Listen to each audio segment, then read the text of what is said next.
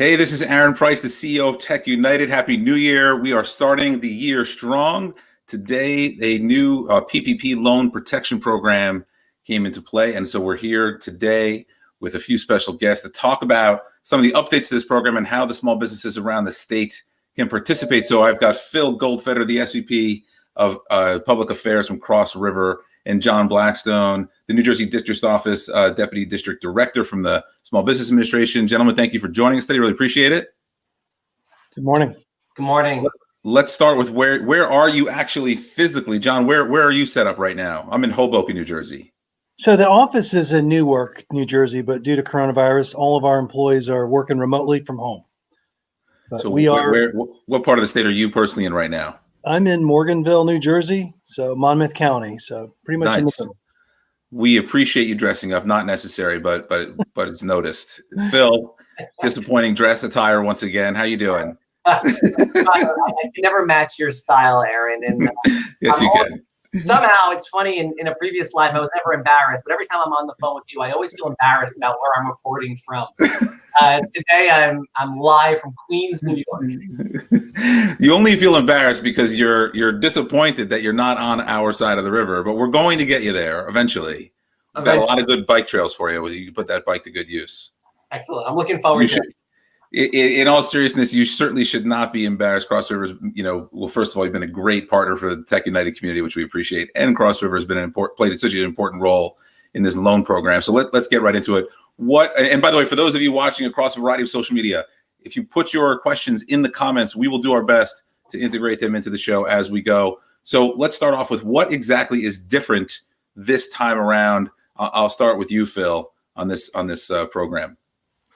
Let me first and foremost, and Aaron, the bill literally got signed late in 2020. I think it was December 27th. The SBA only released the first round of guidance sometime last week. And so I want to first and foremost give John Blackstock, his team in New Jersey, in New York, and all across the SBA sort of team all across the country for doing amazing work. It's easy to talk about how we're going to get money out the door, but to create the rules, to create the process, to create the systems, to ensure that the money is actually fairly and safely getting to small businesses is not easy. And the SBA has done a tremendous job. And John, most importantly, when it comes to informational, John makes himself available all the time. And Cross River, we're not shy about asking. So John has been a tremendous partner. And then, of course, with the SBA, it requires bank partners as well. And so Cross River, as you know, and we've talked about through Tech United many times, Cross River through the first rounds of PPP made almost 200,000 loans, totaling over $6.5 billion, saving approximately 1 million jobs all across the country. And so we were very proud of what we were able to accomplish together with the SBA in the first rounds, and we are eager to get started. The SBA is kind of in a soft opening right now for certain community institutions, for certain organizations. But we are optimistic that in the next couple of days, the SBA is going to allow all the banks to participate, and Cross River and all of our partners in the technology company and all across the country, we're eager to get started. We're eager once again to serve the American people. We very much appreciate that, Phil. I want to take a step back for those who may not appreciate the intricacies of how these funds get deployed. John, can you speak of the relationship between the SBA and the community banks and how these funds actually get delivered, so that when business owners can understand the mechanics here? Sure. Yeah, that's a great question. So this rollout has got a few changes, and Congress decided that looking at the previous iterations of the Paycheck Protection Program, everyone needed the money. I don't want to disparage any one group, but in particular, the underserved communities, the minorities, the women business owned, the disabled vets.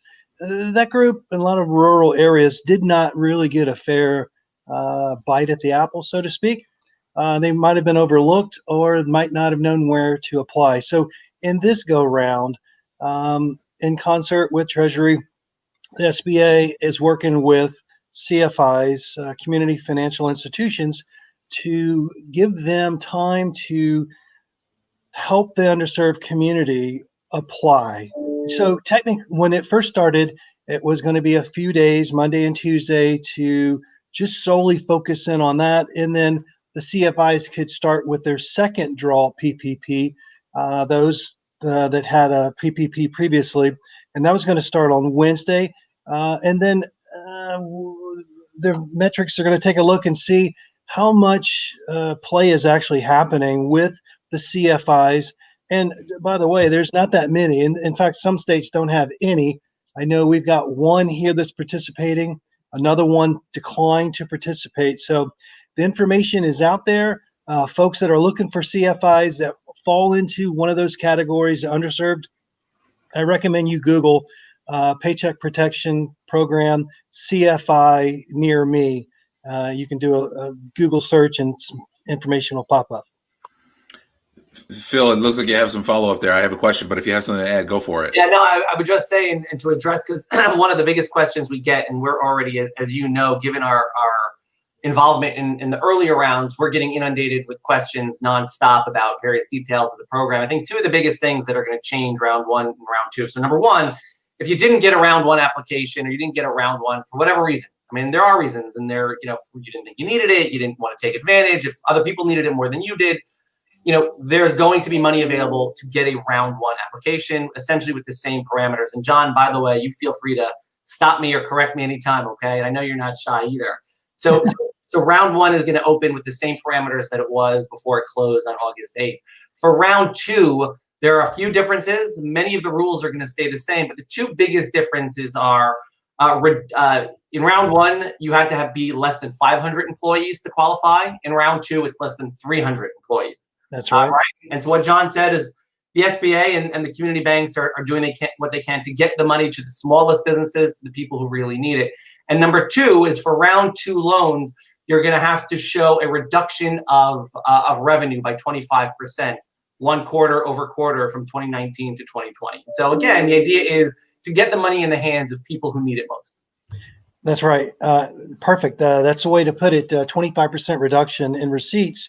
So I had a couple questions from folks that said, look, I just started up in 2019, just 1 month. So there's going to be some issues with some folks that technically need the second round.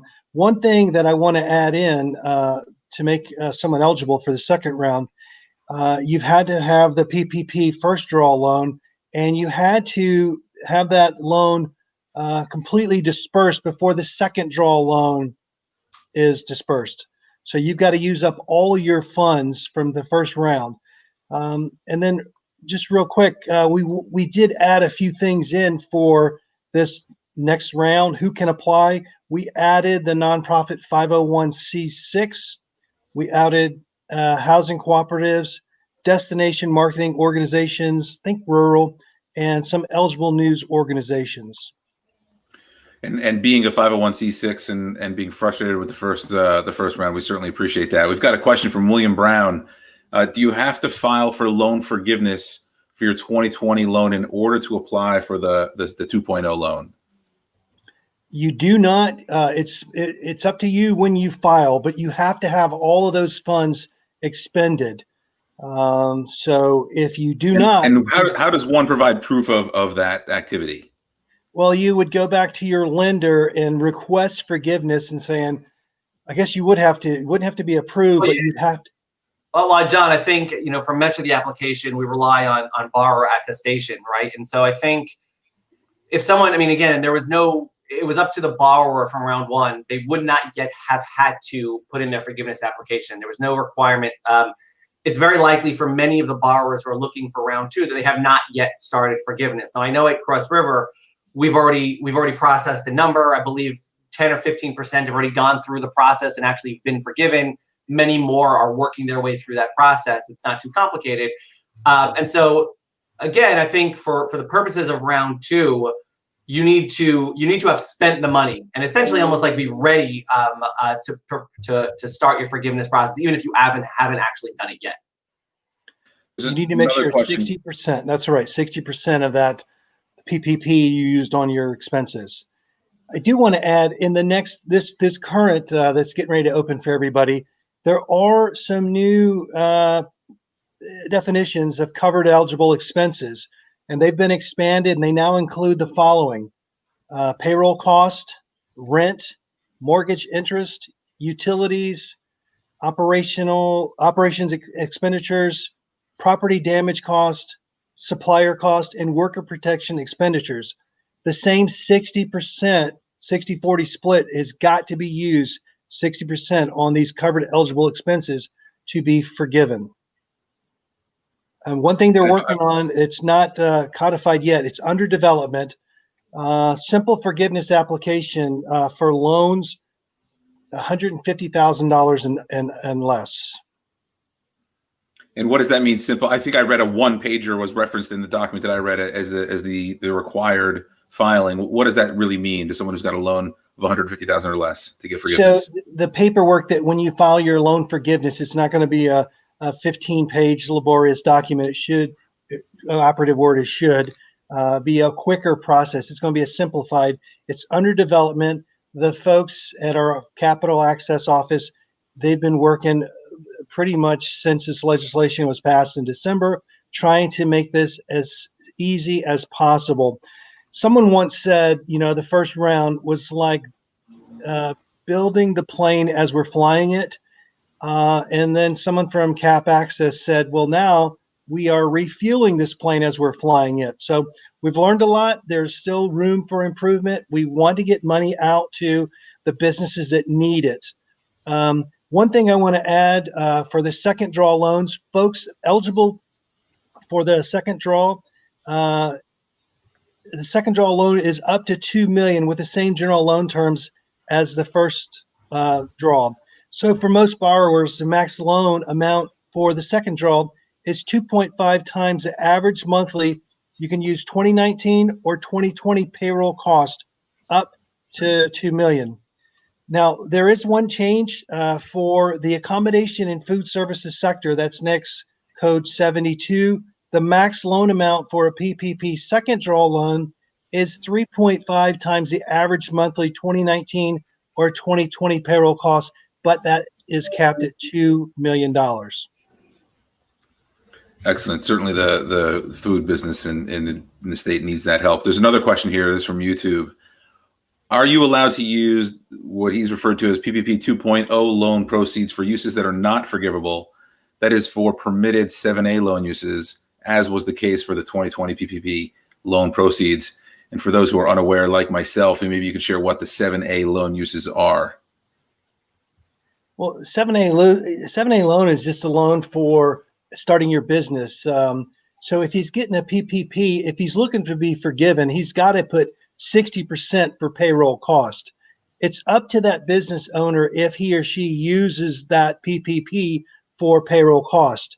If you choose not to use it for payroll cost, at least 60%, then you go in knowing that it's not a forgivable loan. It is a loan. It's not going to be forgivable. Yeah, and let me clarify, which means, right, the terms are 1% over 5 years.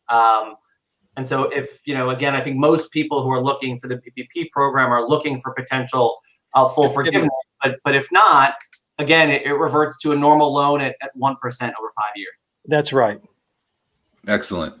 So how can people, specifically, how do people work with Cross River? Do they have to be clients of the bank in order to apply? That's a great question. Thanks, Aaron. No, the answer is no. I mean, we hope that you somehow connected with us in the past, or you've done some sort of business and you know us and you have a feel that we're trying to do everything the right way. But if you haven't, more importantly, if you have nowhere else to go, Cross River is a resource. I mean, I think the reason why we did so well in the first round was for two reasons. Number one is our workforce. I mean, our entire bank essentially stopped what they were doing in the first round to get the process open. We didn't consider could we, what's the, is there a profit here? What's it going to mean to our bottom line? It had nothing to do with it. We knew that there was an opportunity to help the residents of New Jersey, small businesses all across the country, and we knew from our employees that this was our mission and what we needed to do. And so we really stepped up in round one to provide those services. And here is the reason we did it, is because the news leading up to round one, which if I recall, John, was April 3rd, right? That day, for some reason, I can't get it out of my head. April 3rd, when the program opened, a lot of banks said, we're not lending, right? A lot of banks said, we're not going to participate. We can't do it. It's too difficult. We couldn't set it up this quick. And we said the opposite. Where other people backed off and said, we're not going to participate, Cross River said, we're not only going to participate, we're going to jump right into the deep end and serve as many people as possible. And that's ultimately what happened. We obviously serve thousands of businesses across New Jersey, but hundreds of thousands of businesses all across the country. And we're eager to do that again. We've improved our technology. We've improved our systems. We've improved our application flow. And so, yeah, we're eager to start participating. As soon as the SBA opens the portal for all banks, Cross River is going to be ready, willing, and able to go. I've got some other questions on your experience in the first round, but we've got another question here from Daniel who says, can you further explain for the second draw loan how a self-employed new entity, which started in February of 2020, would calculate the loan amount? And in his case, what if invoices were only incurred from February to August and nothing in Q4? Okay, so a lot to take in there to put you on the spot, but let's see if we can give him some guidance. The only thing the one thing I would say is, because we're getting this question a lot, and John will give you a chance to sort of think this through a bit more in detail. But if your business started in February or before February 15th of 2020, at that point you would calculate quarter over. You would need for second draw loan, you need a 25% revenue reduction. A second quarter or a Q2, Q3, or Q4 from Q1, right? And so if you're assuming you need to show quarter over quarter revenue loss from 2019 to 2020, and you say to yourself, well, I wasn't in business in 2019, so how do I possibly show a revenue loss? The answer to that question would be you would do it Q1 comparatively over Q2, Q3, or Q4 in 2020 to show revenue loss. Loan amount, and John, I'm not sure, calculating the loan amount, it would be the previous 12 months, but I guess the question is if you don't have a previous 12 months. That's right. So that's going to be an issue with some startups. Unfortunately, I don't have the answer. They're looking, when they design this, 12 months of payroll, average monthly payroll cost up to $2 million. So you figure out what your average monthly is and multiply it by 2.5 for the year, whether it's 2019 or 2020. So yeah, there will be some firms that are going to have some issues, hard issues, based on this having to show 25% reduction. Is there an issue that in this case he wouldn't have filed a return yet? So I mean, I suppose self-disclosure is the way to go here, but I just want to clarify that point. Does that make anyone ineligible? There's no 19 return in this case, right? And I would say, and obviously, Daniel, you should submit a question to the SBA. Again, when it gets to nuances like this, usually it goes back to our underwriting team to sort of reinterpret the IFR and the rules that the SBA put out, and ultimately make a determination what kind of supporting documentation. So what I would say is Daniel should probably follow up with an email to the SBA or to Cross River, and you can reach our customer service, who are literally working 24 hours a day, nonstop. It's ppp.support@crossriver.com. And also the SBA, the SBA's got a website too. So sba.gov/PPP, and that has the latest up-to-date FAQs, questions. We have a hotline for the lenders, any SBA lender with the PPP question, and that number is 833-572-0502. But we didn't really talk about it, but this PPP, there's about $280 billion ready to go, and they're looking at the first draw. So if someone did not apply in the past, and they didn't apply before August 8th, they can apply for a first draw. Has to be done on or before March 31st of 2021. When will the portal open up for the other banks, the non-CFIs?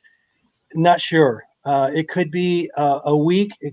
I heard it could be this Friday. I don't know. There's been nothing official through the SBA channels, but I just encourage everyone to continue getting those applications of pre-apps ready to go. Once the portal's open, once the green light's given, then start submitting.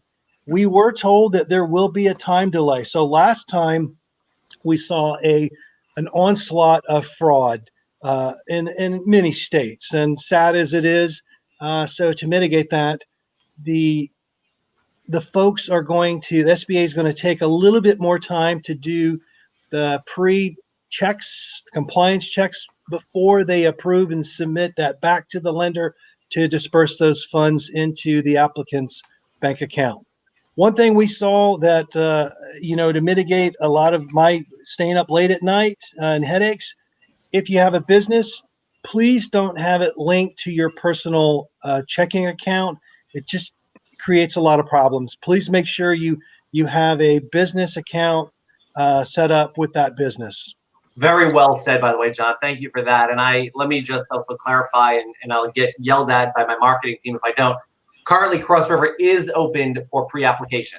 So if you want to get a head start, I want to be clear, the SBA has not yet opened the portal for all banks. However, we have opened our portal for pre-applications. You can go to crossriver.com/PPP. And we anticipate kind of continuously expanding that pre-application portal over the coming days. And so we're hopeful we'll get full SBA access. As John said, we're guessing like other people are, but we're hoping to get that full access soon. But in the meantime, don't hesitate. If you want to start, you want to get your documents ready, go to our website. We're trying to clarify every hour on the hour. The website is updated with additional information, additional requirements for what documents you're going to need to get prepared and get ready. And so feel free to come visit crossriver.com/PPP. Do you expect this to be oversubscribed? People need to make sure they're first in line. And is it a first come, first served process? So to mitigate that, so the first round we saw a lot of the larger banks just flooded the system, and it pushed out a lot of smaller banks. So then the SBA said, let's meter this. You can only submit X number per hour. That changed some things, made it more of a not really level, but it did change the field. But now when you say, okay, CFIs first will serve the underserved, that's leveling the field entirely. So Phil's right. There's a lot of lenders that are taking pre-applications that are just waiting for the opening day. There's $280 billion. The last iteration, we left $340 billion on the table. So that's creating this fund, 280. It's creating the shuttered venues that we're starting that, having a webinar tomorrow to help save the theaters. $15 billion in grants, by the way, not a loan. So we're doing it. We're trying to do it methodically to put the money into the hands of the business owners to survive. I mean, this is going on a year, folks. I mean, this is what we're trying to do to make this fair and equitable. And it's people like Phil, his bank, it's other banks, it's other lenders that understand and appreciate that and say, okay, send me your applications. We will have them registered and ready to go once we're enabled. One thing I want to caution, if you go with someone like Cross River, you apply and Phil says, I can't submit this. Please don't go to another bank and submit, because guess what? When it opens, there's going to be 3 applications with your name, your social, and the SBA is going to say, well, red flag. So please stick with one. If you can't find a CFI, if you're not a minority, underserved, a vet, women, business owned, don't shop around and throw out multiple applications. That's just going to create a little bit of confusion, and it's going to take a little bit longer to get those funds dispersed into your account. Yeah, that's a very, very important point. I think what the SBA has implemented is additional checks by the SBA before they issue an approval. And whereas in the past, people were, wanted to get to the front of the line, and so they apply in 8 different places. If they do that this time, it potentially could slow them down. And so, pick a path, stick with it, and look, we'll know pretty quickly, right? In a couple of days, if it's working, and we'll be able to provide guidance to that borrower if there are things missing or additional work on the application is necessary. That's right. I want to hone in on a few of these very practical points, right? Don't apply more than once. Make sure you use your business checking account, not a personal account. Any other common issues you saw come up in the first round that you want to put on people's radar when they think about applying now?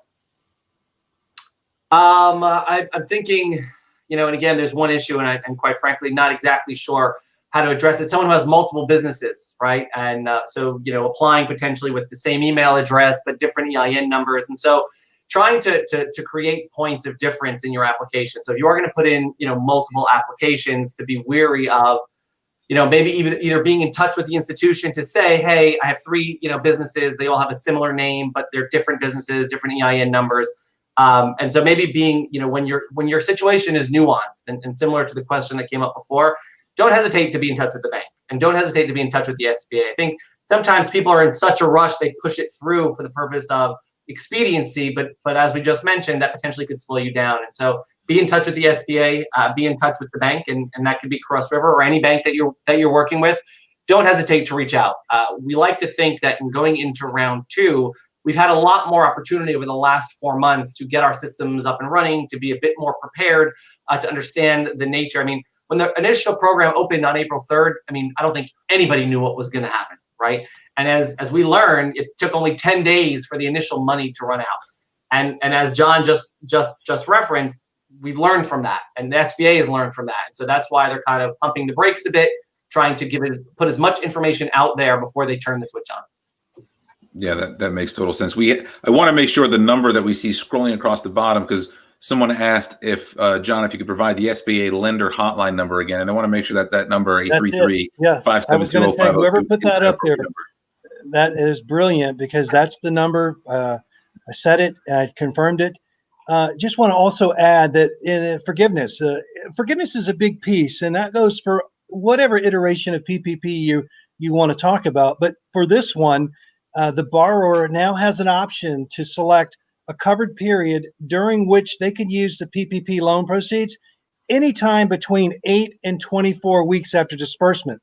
If you recall this second version, it was 8 weeks, and then with governors having their stay-at-home orders, a lot of firms and businesses, they got the PPP. They had 8 weeks to disperse it, people to stay at home, so it really didn't help them out.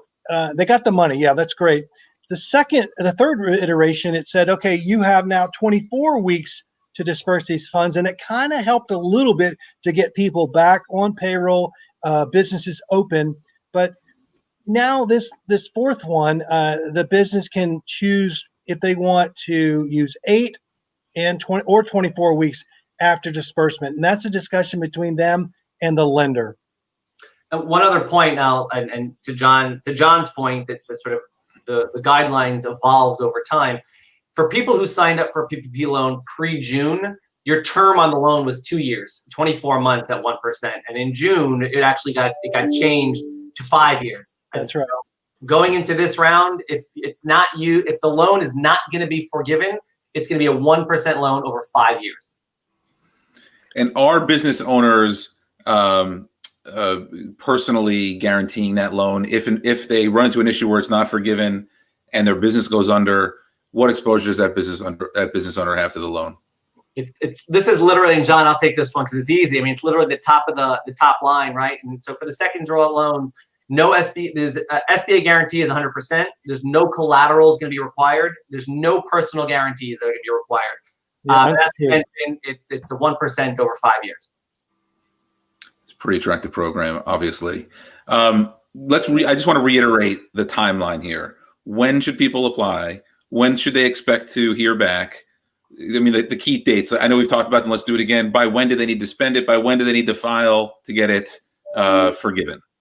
So for qualifying CFIs or CDFIs or minority deposit institutions, there are some, and not many in New Jersey, but there are some that are open today that are interfacing with the SBA. For most mainstream banks and community banks, the program, while we don't know yet, potentially Friday, maybe Monday, maybe Tuesday of next week, the SBA hasn't opened it. But I could say for Cross River and others are as well taking pre-applications. So you can go in today and take those pre-applications. As John just laid out, once the loan is dispersed, you can choose 8 weeks and or 24 weeks in which to spend those monies on qualifying expenses. And then, John, we didn't actually cover this, but I believe then it's 10 months after that before you have to start your forgiveness process. Yeah, I don't know if it's 10 or 12, but yeah, there was, I think it was a year. I'll double check. Okay.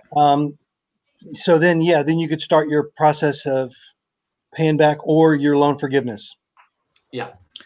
What is the likelihood that assuming it's all done the correct way, how confident can a business owner be that his or her loan will be forgiven?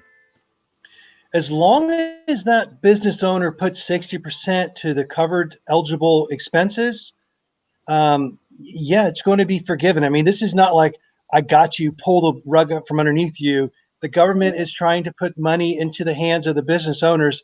They're telling them, Congress says, hey, look, if you use 60% for eligible payroll expenses, then it's going to be forgiven. So let me just go back over the covered eligible expenses. They have been expanded and they include the following: payroll cost. So that goes for a sole proprietor, 1099 independent contractor.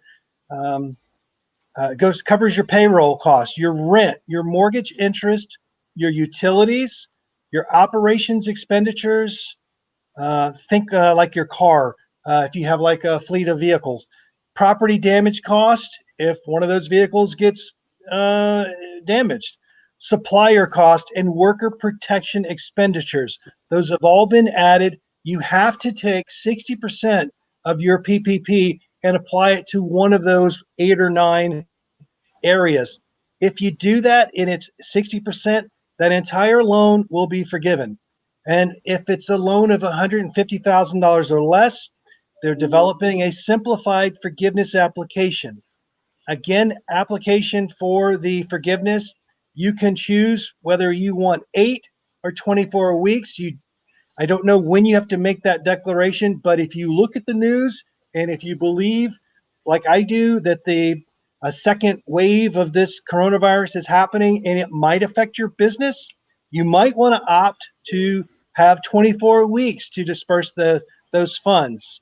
And you don't know what the governor is going to do, if he's going to impose more stay-at-home orders, shutting down your business like happened in last summer. So it's up to you, 8 or 24 weeks. I know what I would do because I err on the side of caution. Yeah, excellent. Phil, I remember the last time in the first round of this funding, we talked about this was genuinely government's approach to try to be helpful, to try to remove as many barriers as possible. Did you see that happen? And are you expecting to see that continue? Yeah, let me tell you something. And I'd be remiss if I didn't talk about the governor here in New Jersey, the amazing work of New Jersey EDA. And as I started this call with John and his team at the SBA, who have really, as John said, it's not a game of gotcha, right? The goal here is to get money into the hands of Americans and to small businesses who need it most. And they sort of came to community banks like Cross River and said, can you help facilitate some of this? And again, like most, our goal is just to find ways to get that money out the door in the safest, most efficient way possible. And so, look, we are mindful for any issues or making sure that we are protecting the integrity of the system. As John said, the SBA has put in additional stops and measures to prevent fraud and to prevent abuse. We're doing all the best we can to protect that integrity of the PPP program. But at the same time, we recognize and look, and Aaron, we've done a number of these, and I know your day is filled with talking to small business owners and entrepreneurs who are struggling. And so we're a fellow, look, we're not too large a business ourselves, and we recognize the struggles that American small businesses are facing. And so we're here to help. And so we are going to look to find ways to say yes, right? The goal is not to say no. The goal is to find a way to say yes. And the SBA, the governor and EDA have all been amazing partners in trying to create new opportunities for small businesses here in New Jersey and across the country. The first round, I believe the average loan size for you was $33,000. What do you make of that number? That's perhaps lower than I would have guessed. And what do you think will change in the second round? Yeah, I look, I think the challenge for most small businesses is that they don't, when you're a small business, you don't have like a deep relationship with any big bank, right? You're struggling, you're bootstrapping it. Chances are the only time you ever interact with a banker is on your phone. And so for all of those borrowers, when the first round opened, they literally had nowhere else to go.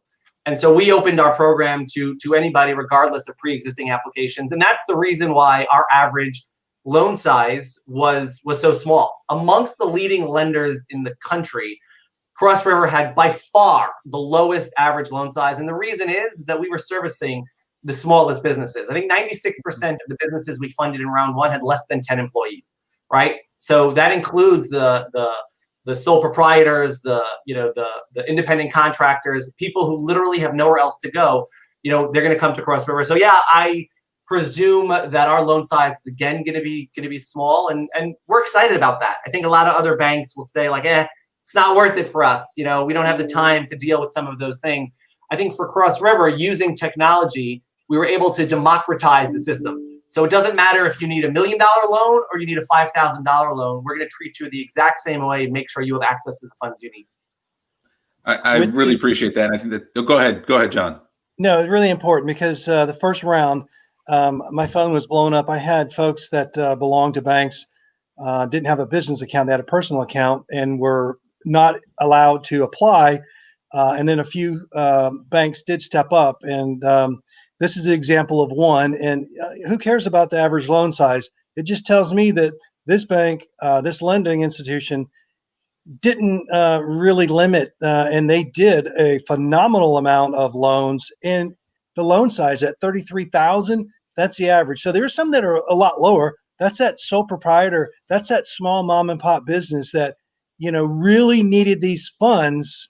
And this one lending institution stepped up and delivered.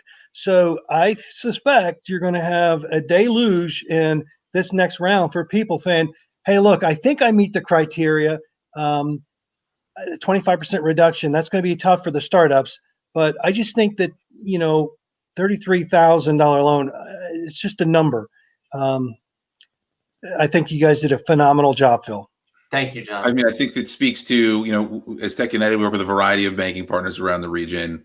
I think Cross River is a shining example. It's why we're I think, Phil and I remain close and working together because they do leverage technology. They do want to support the early stage and growing startup community. If you look at the top lenders on the list, Phil, you probably know the names a lot more offhand than I do, but I believe most of them were large national consumer brands you'd recognize. And then there's this little Cross River, midway, or I think in the top third of the list.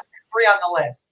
Number 3 on the list, which it was really incredible. And so I really do applaud your work there. And on behalf of the tech community of New Jersey, who is struggling in the small businesses, 30% of Main Street businesses have closed in New Jersey. Companies are obviously struggling in a big way, and this program is very, very important. So I want to thank both of you so much for joining us today, for working to help the small business community stay afloat. Folks can follow up. You can see across the bottom there, the sba.gov/PPP site, crossriver.com and /PPP to apply early, or if you qualify now. This is our first event, so to speak, our first experience of the new year. And Phil's done this with me a bunch of times. John, this is your first time visit to us, but I like to end in what would normally be when we're together. We'd like get everybody stand up, high five your neighbor, hug it out when we wouldn't get anybody sick. Can't really do that now. So we end with the high fives. On the count of 3, high five the camera. 1, 2, 3, boom. Thank you so much for joining us. I really appreciate it. If your business needs help, these are the folks that can help you do that. And so make sure you lean on some of these institutions. There are resources here to join you.